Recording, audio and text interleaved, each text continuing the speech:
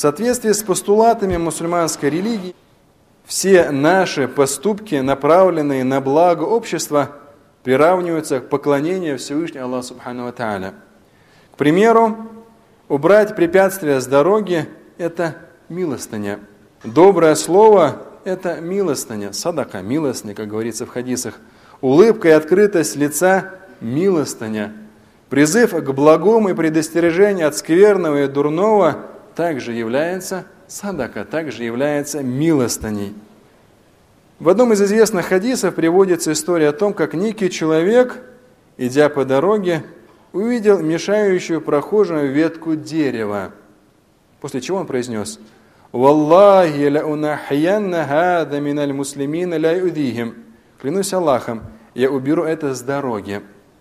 И лишь за одно это деяние он был удостоен пребывания в раю.